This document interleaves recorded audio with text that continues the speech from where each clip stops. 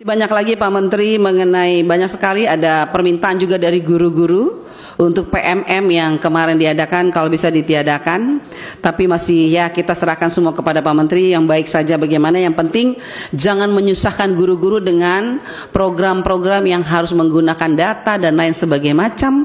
Akhirnya mereka kehilangan jam mengajar, hanya melelahkan para guru dan akhirnya tidak maksimal program ini. Mereka belajar baik, tapi mari kita kalau bisa kita lihat lagi Pak, apakah ini perlu dilanjutkan atau apa kita ganti dengan yang model lain, tapi harus tetap tujuannya adalah untuk meningkatkan kualitas pendidikan di Indonesia. Kami sampaikan bahwa secara tahun ajaran, sekolah itu sekarang berada di pertengahan tahun ajaran. Tidak mungkin kita melakukan perubahan kurikulum di tengah tahun ajaran, atau perubahan atau penyempurnaan di tengah ajaran juga tidak mungkin, sehingga karena itu kami masih punya waktu beberapa bulan ini untuk nanti melakukan pengkajian-pengkajian, menyerap aspirasi, sehingga pada tahun ajaran baru mudah-mudahan nanti bisa ada kebijakan yang bisa kita ambil yang terbaik untuk memajukan pendidikan nasional kita. Kita masih tetap mesti memberikan keadilan kepada guru-guru swasta. Sampai saat ini Bapak, guru-guru swasta masih tetap berteriak mohon keadilan karena mereka juga sudah mengajar anak bangsa cukup lama, tetapi ketika mau bicara soal P3K mereka tetap dibedakan. Ternyata ketika kita melihat bahwa ada di Permendagri 348.5 bahwa setiap guru-guru yang akan mengikuti P3K mesti mendaftar melalui instansi pemerintah. Mohon Pak Menteri, Bapak-Bapak Menteri yang baru, tolong masalah-masalah ini mungkin dibicarakan lagi dengan Kemendagri, apakah ada pasal-pasal atau keputusan Menteri yang harus dirubah supaya bisa mewujudkan keadilan sosial bagi seluruh rakyat Indonesia, baik siswa maupun guru-guru maupun sarana-prasarana pendidikan.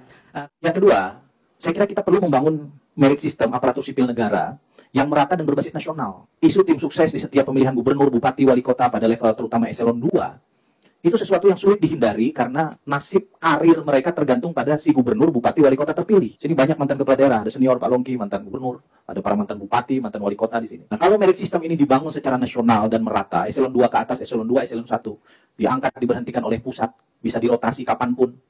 Dia boleh jadi kepala dinas di mana, tapi dia bisa dirotasi kemanapun di Republik Indonesia ini, maka merit system kita, saya kira sesuatu yang perlu kita pikirkan dalam konteks perubahan undang-undang dan sistem kepegawaian.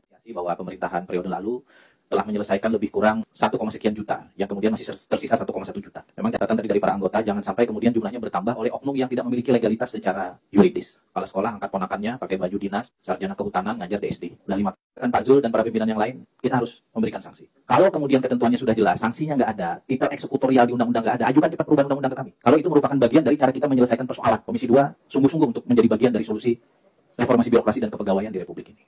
Jangan muncul pameo setiap penggantian menteri adalah penggantian kebijakan maupun kurikulum. Hal-hal yang baik harus diteruskan. Saya percaya bahwa perubahan itu penting. Kita jangan terus melakukan perubahan-perubahan kurikulum. Itu akan mempengaruhi 3.328.000 guru yang harus kembali belajar dan adaptasi terhadap kurikulum baru tersebut. Mereka akan bekerja, belajar dan belajar yang nasibnya tidak pernah berubah. Yang saya menginginkan bahwa kebijakan yang dilakukan hari ini adalah perubahan terhadap nasib guru. Nasib guru harus diselesaikan. Saya sangat sepakat dengan apa yang Bapak sampaikan bahwa pendidikan bermutu untuk semua, berarti Bapak akan meningkatkan kualitas pendidikan kita. Dan saya sepakat, pendidikan yang berkualitas harus dimulai daripada guru. Karena itu, guru harus mendapat kesejahteraan yang jauh lebih baik. Yang sebaik-baik seperti apa yang baiknya? Adalah bahwa jangan lagi mereka punya hak penghasilan 230.000 per bulan.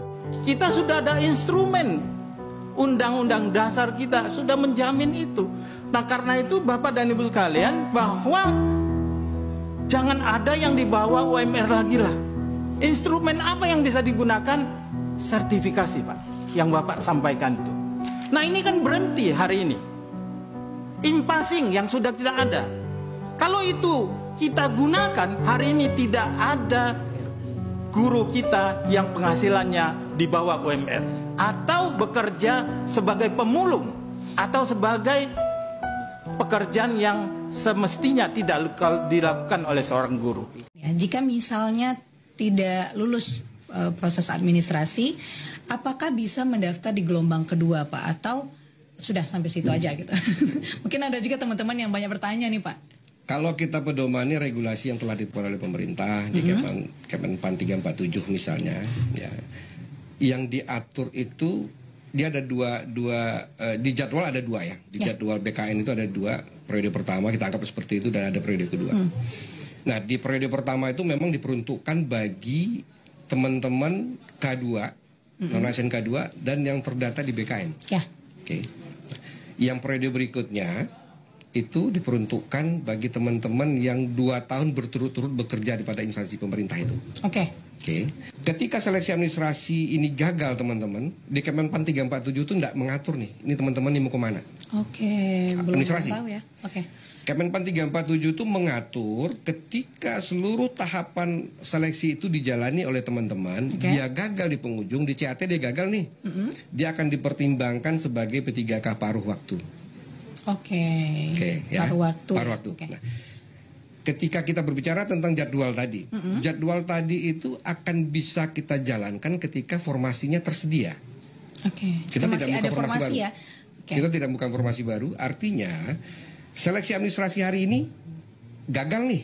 Ada teman yang gagal dan tercatat itu formasi yang kosong, itu yang akan kita umumkan nanti, yang akan diikuti oleh teman-teman periode kedua.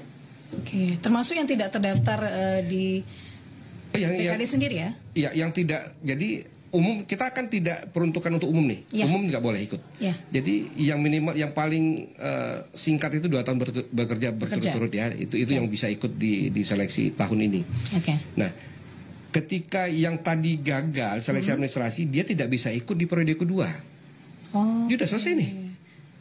Selesai sampai situ ya? Selesai dia. Oke, Yang tadi nggak diatur nih. Oke. Nah, ya kan aturan Kemenpan 347 itu kan ada 3 layer tadi tuh, K2, database, BKN dan yang kedua ini. Ya, pemerintah juga memberikan ruang sama teman-teman yang 2 tahun berturut-turut mengabdi. Gimana caranya? Ketika formasi yang tadi kosong, ini seleksi administrasi gagal nih. Yang kosong ini akan ditempati, akan diumumkan untuk diisi oleh teman-teman yang periode kedua yang 2 tahun berturut-turut tadi. Oke, berarti kita belum tahu ya formasi apa aja yang kosong nih. Belum, kita tunggu tergantung selesai hasil dulu nih. nih, Kita tunggu gelombang hasil. pertama gitu Ya. ya.